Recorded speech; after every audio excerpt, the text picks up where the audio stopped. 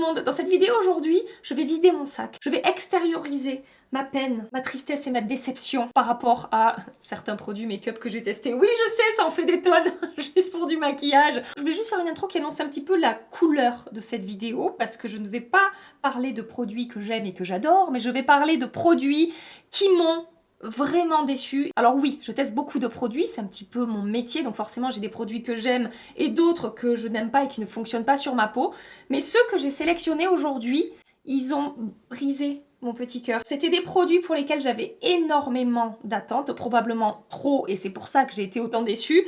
Et pour la plupart quand même, ce sont des produits qui ont fait le buzz. Et quand on voit des produits comme ça que tout le monde adore et que pour nous ça ne fonctionne pas, ben je trouve que c'est encore plus frustrant que juste de tester un produit comme ça et de voir que ça ne fonctionne pas pour la peau. Alors attention, je ne suis absolument pas sur ces vidéos de désinfluence qu'on voit partout et qui me font doucement sourire. N'achetez pas ce produit, il est tout pourri et tout le monde vous ment. Par contre, achetez celui-là, parce que moi je sais que celui-là il est bien. La blagounette. Je vais simplement vous présenter les produits qui m'ont le plus déçu ces derniers mois. D'ailleurs, je devais faire une vidéo comme tous les ans flop de l'année, donc l'année 2022. Je ne l'ai pas filmée cette vidéo, donc au moins ça rattrapera un petit peu ça.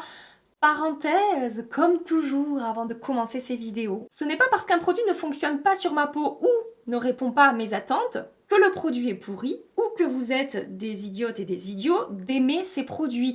Chacun sa peau, chacun ses attentes, chacun ses besoins. Il serait temps de se mettre dans la tête que un produit va fonctionner sur certaines personnes et ne va pas fonctionner sur d'autres, et c'est tout à fait normal. C'est comme pour tout en fait, je veux dire, il y a des gens qui aiment le chocolat, il y a des gens qui n'aiment pas le chocolat. Ça me paraît tellement évident que je trouve ça fou de devoir encore faire ce genre de disclaimer. Mais si je le fais, croyez-moi, c'est que j'ai des raisons de le faire. Et puis ça fait écho un petit peu à ce que je vous dis par rapport à ces histoires de désinfluence. Introduction terminée, je vais passer à la présentation des produits. Alors, il y en a certains que j'ai là avec moi et d'autres que je n'ai pas gardés. Donc quand je vous parlerai des produits que je n'ai plus sous la main, je vous mettrai le visuel ici. Je commence par l'anti-cerne de Charlotte Tilbury. C'est le Beautiful Skin Radiant Concealer. Il a fait énormément de bruit cet anti-cerne pour plusieurs raisons. D'abord, il a commencé par faire le buzz parce que les revues qui sont sorties étaient très positives. On le voyait passer partout sur les réseaux sociaux. Il était lissant, floutant, lumineux, crémeux, hydratant, couvrant. Enfin, vraiment le truc incroyable dont tout le monde rêve. Et quand je l'ai essayé, j'ai mis un petit moment à comprendre que les teintes que j'avais achetées ont des paillettes dans la formule, et donc à chaque fois que j'appliquais cet anti-cerne, je me retrouvais avec des paillettes partout sur cette zone-là. J'ai tellement eu de mal à croire que ça pouvait être l'anti-cerne que je pensais au début que c'était la poudre Charlotte Tilbury qui était sortie en même temps, et je ne comprenais pas parce que je voyais pas de paillettes dans la poudre et j'avais des paillettes plein la tronche et tout, et j'ai fini par comprendre grâce à vous, parce qu'il y en a certaines qui ont eu le même problème que moi. Vous avez aussi eu des paillettes dans votre anti-cerne, et alors d'avoir des paillettes dorées sur le contour de mon œil qui se voit en plus, mais qui se voyait bien, ben en fait, non, ça ne le fait pas à tout le monde. Je sais que ma Sonia, elle adore cet anti-cerne. Et je sais aussi que Salomé de la chaîne Le Monde de Salomé, elle a eu le même problème que moi avec les paillettes. On en a parlé un petit peu, et puis de toute façon, voilà. D'abord, il a fait le buzz, et après, on a commencé à entendre parler de cette histoire de paillettes, et il y avait vraiment deux teams qui s'affrontaient. La team je vois des paillettes et la team je n'ai absolument pas de paillettes. Voilà, donc je fais partie de la team paillettes. Ce qui était encore plus décevant, c'est que la texture sur le contour de mon œil et le rendu, si j'oubliais ces paillettes, c'était canon. Donc vous imaginez à quel point j'étais dégoûtée d'avoir des paillettes dans cet anti-cerne. Un autre produit qui a fait un buzz de fou et qui n'a absolument pas fonctionné sur ma peau, j'ai tout essayé pour le faire marcher, je n'ai pas réussi. Le fond de teint de chez Hourglass, le Ambient Soft Glow Foundation. Je l'ai essayé avec des bases différentes, avec des poudres différentes. J'ai essayé d'appliquer peu de quantité, de bien hydrater ma peau avant. Enfin, vraiment, j'ai poussé les tests pour faire fonctionner ce truc qui avait l'air tellement incroyable sur les autres. Mais moi, ma peau, elle n'a pas voulu collaborer avec ce fond de teint. Ça s'est vraiment pas bien passé, et j'avais beaucoup d'espoir parce que de ce que j'avais vu passer sur les réseaux sociaux, il était très apprécié des personnes qui ont la peau mixte à grasse. Et j'ai la peau mixte, donc je me disais, chouette, un fond de teint pour mon type de peau. Et ben non. Un autre fond de teint qui m'a déçu, mais qui a quand même moins fait le buzz que le fond de teint Hourglass ou l'anti-cerne de Charlotte Tilbury, c'est le Make Up Forever HD Skin. J'avais énormément d'attentes par rapport à ce fond de teint. Pourquoi ? Parce que j'utilise des fonds de teint Make Up Forever depuis quasiment que j'ai commencé à me maquiller, et j'ai toujours adoré les fonds de teint Make Up Forever. Si vous me suivez depuis le début de ma chaîne, vous savez que la plupart des fonds de teint qui sont sortis, si c'est pas tous, ont fait partie à un moment ou à un autre de mes préférés en fait. Ils ont toujours été géniaux sur ma peau, je les ai toujours adorés. Et alors celui-là, quand je l'ai vu arriver, je me suis dit trop bien, un fond de teint Make Up For Ever, je vais aimer, c'est sûr. Déception, ce fond de teint-là n'a pas fonctionné sur ma peau. À l'application c'est très joli, mais par contre ça évolue mal au fil des heures. Je brille rapidement avec ce fond de teint et j'ai rapidement des effets de matière sur mon visage, que ce soit mes ailes du nez, autour de ma bouche évidemment, et un petit peu sur mon front ici. Voilà, j'ai pas été fan de la tenue. Alors que normalement, un des trucs que je préfère avec les fonds de teint Make Up For Ever, c'est qu'ils ont une tenue incroyable sur ma peau. Toujours dans la catégorie fond de teint, je me rends compte qu'il y a pas mal de fonds de teint dans cette sélection quand même. Cette fois-ci, on est sur un produit à tout petit prix, le IRL Filter Longwear Foundation de Make Up Revolution. Effet filtre, effet photoshopé, effet peau parfaite, etc. Sur ma peau, c'était effet cakey, effet plâtre, effet granuleux, effet de matière partout. Ça n'avait rien à voir avec les promesses annoncées. J'adore l'anti-cerne de la gamme, j'adore la poudre de la gamme, mais vraiment ce fond de teint, je trouve sa texture sur ma peau trop voyante, trop épaisse et je n'ai pas du tout aimé son rendu. Je crois même que j'avais du mal à le faire fusionner avec ma peau et que dès l'application déjà, je trouvais que ça déconnait sur ma peau. Parce qu'il y a plein de fonds de teint que je teste, à l'application c'est joli et c'est après, ça part un petit peu en cacahuète pour être poli.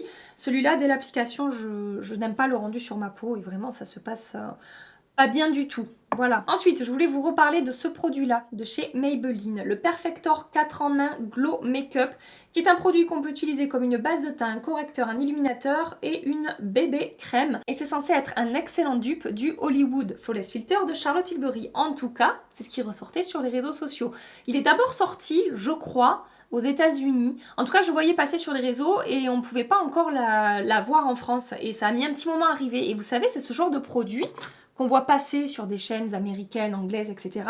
Et on se dit, oh, vivement que ça arrive en France, il faut absolument que je teste ce truc, ça a l'air génial, ça a l'air merveilleux, tout le monde en dit du bien et tout. Et en fait, quand je l'ai acheté et que je l'ai essayé, je me suis dit, mais pourquoi ? J'avais beaucoup trop d'attentes par rapport à ce produit qui était censé unifier le teint, mais unifier correctement. On peut l'utiliser comme une bébé crème. Donc une bébé crème quand même, il y a un petit peu, c'est léger, mais un petit peu de couvrance. Et qui était censé ensuite illuminer, lisser la peau, avoir un effet complètement imperceptible, votre peau en mieux, en gros. Et sur moi, vraiment, c'était ma peau, mais en beaucoup moins bien. En fait, je n'aime pas la texture de ce produit. Je trouve que c'est beaucoup moins crémeux que le produit Charlotte Tilbury. Si vous recherchez un dupe du Charlotte Tilbury, vous avez le Halo Glow Liquid Filter, c'est ça, de ELF. Là, c'est beaucoup plus aqueux, en fait. C'est moins crémeux comme texture. Je ne sais pas si vous le verrez sur ma main.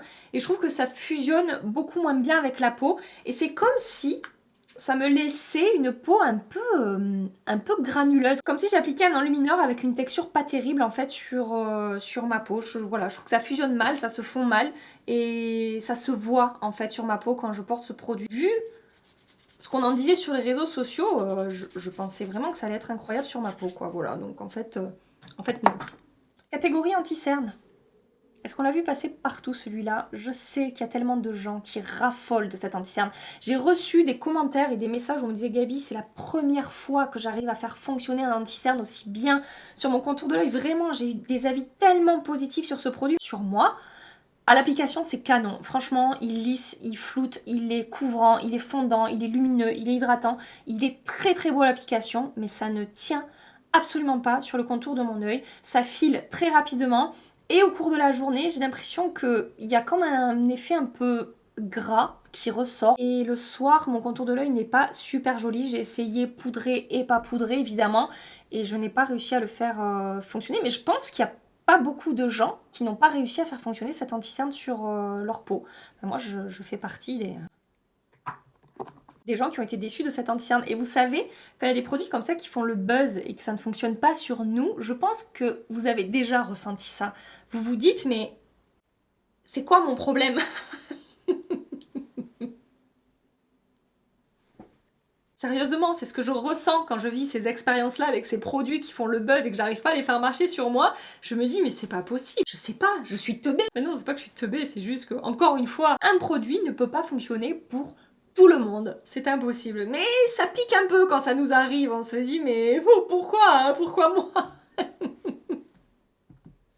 Il y a un autre anti-cerne qui m'a beaucoup déçu que je n'ai plus avec moi, je vous mets le visuel ici. C'est l'anti-cerne Dior Backstage de chez Dior. J'ai fini par le donner à une amie parce que sur elle ça fonctionne et sur moi ça ne fonctionne pas. Et j'avais beaucoup d'attentes par rapport à cet anti-cerne parce que déjà j'avais vu quand même pas mal de revues positives sur les réseaux, mais surtout par rapport au fond de teint Dior Backstage qui a été un de mes fonds de teint favoris pendant très longtemps. Ce n'est pas que je l'aime plus, c'est que je teste énormément de choses et que j'utilise voilà, des fonds de teint découverts récemment que j'aime énormément, et ça reste un excellent fond de teint avec de très très belles performances sur ma peau. Et je regarde là parce qu'il est dans mon tiroir là et voilà, je sais pas, comme si j'étais en train de m'adresser à lui. J'ai le tiroir qui est entrouvert en plus, donc je vois certains de mes fonds de teint comme s'il pouvait me voir et me répondre, vous savez, me faire coucou. Le fond de teint Dior Backstage, une merveille sur ma peau, donc j'avais beaucoup d'attentes par rapport à l'anti-cerne de la même gamme qui promettait une belle couvrance, encore une fois un fini un petit peu lumineux et de lisser et flouter le contour de l'œil et tout, et il se fondait très mal sur ma peau. J'ai pas aimé son rendu sur le contour de mon œil, je trouvais qu'il filait rapidement, qu'il marquait rapidement ma peau, et par rapport à la beauté du fond de teint Dior Backstage, voilà, j'ai été déçue de voir que l'anti-cerne ne fonctionnait pas aussi bien sur moi. Vraiment, je vous ai dit, cette vidéo, c'est par rapport aux attentes en fait que j'avais des produits qui m'ont déçue, comme pour le produit suivant que je vais vous présenter. C'est pareil là, j'ai pleuré des larmes de sang, mon cœur s'est fendu en deux et mon monde s'est effondré quand j'ai commencé les tests de la Rétro Palette, Rétro Glam, Rétro Glam Palette de Natasha Denona. Ça faisait des mois, voire des années que j'attendais que Natasha Denona nous sorte une grande version de la mini rétro que j'adore. Elle fait partie de mes palettes préférées de toute ma collection. Et quand j'ai acheté cette palette et que j'ai commencé à l'essayer, j'ai été rapidement déçue. Je l'ai trouvée assez fade en fait sur les yeux. Je trouve que les lumineux manquent d'intensité. Je trouve que on se retrouve rapidement à faire tout le temps le même genre de make-up avec cette palette. Alors avec la mini rétro aussi, mais on n'a que 5 fards, donc c'est assez logique. Et dans la mini rétro, les lumineux sont miroitants, métallisés, en tout cas 2 sur 3. Il y en a un satiné classique, mais il y en a 2 qui sont sublimes. Dans la grande, je ne retrouve pas justement cet effet très lumineux, miroitant, métallisé, scintillant que je peux retrouver dans les 2 fards de la mini rétro. Et je me suis rapidement ennuyée en fait avec cette palette. Et je vous ai dit même à la fin, à acheter une rétro dans ces tons-là là, de Natasha Denona, prenez la petite, vous aurez de quoi faire quasiment la même chose finalement qu'avec la grande. Je m'attendais à autre chose et je vous ai aussi dit un bon paquet de fois que pour moi ça c'était la version idéale de la mini rétro de Natasha Denona. Et vous voyez, c'est un petit peu plus diversifié déjà au niveau des teintes et on a des trucs un petit peu plus intenses et on a des métallisés avec des finis différents. Je trouve que on est dans la continuité d'une mini rétro, mais que c'est bien plus réussi ici, au niveau de l'harmonie des teintes et au niveau de de ce que va nous proposer cette palette et ce qu'on peut réaliser avec cette palette. Autre palette qui m'a beaucoup déçue, alors elle n'a pas forcément fait le buzz celle-ci, mais encore une fois c'était par rapport à mes attentes. La dernière palette de Huda Beauty, ah oui je déteste son nom, Empowered palette. En général avec les palettes Huda Beauty, quand je les vois pour la première fois, je me dis bon, toujours la même chose, toujours le même type de teinte, rien d'original au niveau de l'harmonie des teintes. Par contre, pour la plupart des palettes, quand je me mets à utiliser les lumineux, je suis bluffée par le rendu des fards lumineux Huda Beauty. Je trouve toujours qu'ils ont un rendu particulier, que ce soit au niveau des reflets, de la lumière, de l'effet scintillant pailleté. Et donc forcément, quand celle-ci est sortie, bon, j'ai vu les teintes, je me suis dit oui bon ok toujours la même chose, mais je me suis dit je vais m'éclater avec les lumineux. Ils vont être aussi beaux que dans les autres palettes. Et en fait, déception, ça n'a pas été le cas. J'ai pas retrouvé dans cette palette avec les fards lumineux la même chose que je peux retrouver dans les autres palettes Huda Beauty qui me font aimer les palettes Huda Beauty. Toujours dans la catégorie ombre à paupières, je vais passer très rapidement sur ces produits de chez Pat McGrath. C'était dans ma dernière vidéo top et flop, en particulier cette teinte-là. Je vous l'accroche ici. Il s'agit des Fetish Eyes Longwear Liquid Eyeshadow, la teinte Twilight Platinum, que j'aime bien, au niveau de la texture ça fonctionne bien, et la teinte Divine Champagne que j'aime moins que la teinte Divine Platinum, je trouve que la texture est moins réussie. Et dans tous les cas, encore une fois c'est par rapport à mes attentes, je pense que j'avais justement beaucoup trop d'attentes par rapport à ces produits, parce que c'est du Pat McGrath et parce que je sais ce qu'elle est capable de nous pondre au niveau des lumineux, c'est-à-dire des fards incroyables sur les yeux, avec des effets à tomber par terre, et je m'attendais, j'aurais peut-être pas dû, je me suis fait des films et j'ai projeté des choses, moi dans ma tête, qui n'existaient pas, mais je m'attendais à avoir un petit peu plus d'effet dans ces fards-là, un petit peu plus de paillettes avec différentes couleurs, un petit peu plus de lumière, un petit peu plus de reflets, je sais pas, je m'attendais à autre chose que des teintes finalement, en tout cas pour les deux que j'ai testés, des teintes assez classiques. Je trouve ça un peu fade pour du Pat McGrath. Vous voyez ce que je veux dire ou pas?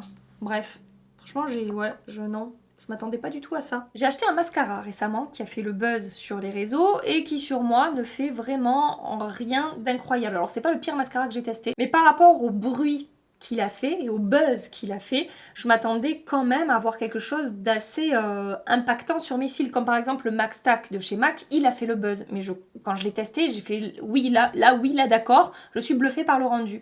Là vraiment, je suis restée sur ma faim.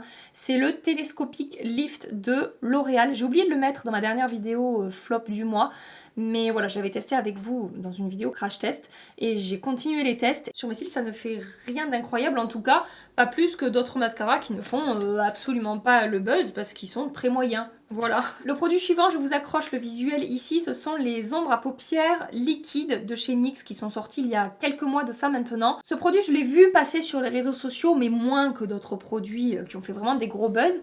Mais surtout, j'ai eu des retours de votre part où vous me disiez, il faut absolument que tu testes, ces ombres elles sont super et tout. Écoutez, j'ai pas réussi à les faire fonctionner sur mes yeux. J'ai été assez déçue du rendu déjà parce que ça manquait d'intensité à mon goût, d'opacité à mon goût. Je trouvais que voilà, ça se construisait pas hyper rapidement et que pour avoir quelque chose de bien visible, qui ressortait bien sur les yeux, il fallait vraiment en mettre le paquet. Et en mettant le paquet, du coup, ça faisait des paquets et ça ne tenait pas bien sur ma peau, que j'en applique beaucoup ou pas beaucoup. Je trouvais pas la tenue incroyable. Mais c'est surtout le côté un petit peu fade à mon goût, en fait. Alors, je comprends qu'il y en ait qui aiment et je ne remets pas vos goûts en question. Surtout ne vous vexez pas, s'il vous plaît. Je m'attendais à autre chose, je m'attendais à quelque chose de, comme je vous dis, plus impactant, plus intense, plus lumineux. Et j'ai testé plusieurs teintes et j'ai fini par m'en séparer et les distribuer autour de moi à mes copines qui, justement, portent des choses assez discrètes, à part la teinte violette. Je crois qu'elle est encore au fond de mon carton là-bas, j'ai pas réussi à mettre la main dessus. J'ai pas accroché avec ces produits. Et le dernier produit que je vais vous présenter, je sens que je vais faire hurler certaines d'entre vous. Vous allez me détester. Mais je me suis dit que quand même, je pouvais le mettre dans cette vidéo. Déjà, ça serait marrant de voir vos réactions. Et puis parce que finalement, moi j'ai été déçue du dernier enlumineur de Rare Beauty. Alors c'est pas un flop, et vous n'avez pas vu passer dans mes vidéos flop, enfin je crois pas, parce que la texture est réussie, et ça tient bien, et en fait au niveau de la qualité, je n'ai rien à dire. Mais par rapport à mes goûts, et à ce que j'attends d'un enlumineur sur ma peau, je trouve que le Rare Beauty, bien que la texture soit incroyablement belle et douce et fondante et soyeuse sous le doigt, il est trop scintillant à mon goût. Alors au swatch, ça ne se voit pas. Regardez comme c'est beau au swatch. Regardez cet effet mouillé que j'ai sur la peau, comme si j'avais appliqué quelque chose de crémeux. Mais une fois appliqué sur mon visage, je trouve qu'on perd de cet effet crémeux et mouillé et qu'on se rapproche plus d'un enlumineur. Alors c'est pas ultra scintillant, pailleté, mais il y a un petit effet scintillant qui me dérange, en tout cas qui me dérange par rapport à ce que je vois là, je vous jure, et de ce que je voyais sur les réseaux, parce que pareil, lui, il a fait le buzz, de par sa finesse et voilà, sa texture qui est vraiment canon, mais je m'attendais à avoir, voilà, juste un effet peau mouillée. J'adore moi porter maintenant des enlumineurs seconde peau, en fait, effet un petit peu peau nue, qui ne vont pas avoir d'effet scintillant. Je veux que ce soit le plus naturel possible, vous savez, avoir cet effet, c'est votre peau qui irradie comme ça, par sa beauté. Je sais, j'en demande beaucoup, mais il y a des enlumineurs avec lesquels je peux avoir cet effet-là, et avec celui-là, mais malheureusement, je ne l'ai pas. Et je serais curieuse de savoir si vous aussi vous avez des produits comme ça dans lesquels vous avez placé beaucoup d'attentes et que les choses ne se sont absolument pas passées de la manière dont vous les aviez projetées. Vous voyez, quand je parle de ces produits-là, c'est que avant de les avoir, je m'étais projeté tout un tas de choses merveilleuses qui ne se sont pas passées sur ma peau. Et je suis sûre que ça vous est arrivé aussi. Donc voilà, venez me partager ça dans les commentaires, je sens que je vais bien rigoler. Et c'était le dernier produit que je voulais vous présenter dans cette vidéo. J'espère que ça vous a plu, j'espère que vous avez passé un agréable moment. J'ai bien aimé faire cette vidéo, c'était sympa, ça change un petit peu. Pensez à liker cette vidéo si elle vous a plu et si vous voulez vous abonner, continuer les aventures avec nous. N'hésitez pas, vous êtes les bienvenus. En attendant ma prochaine vidéo, je vous fais des milliards et des milliards de bisous. Prenez soin de vous et à très bientôt. Bye bye.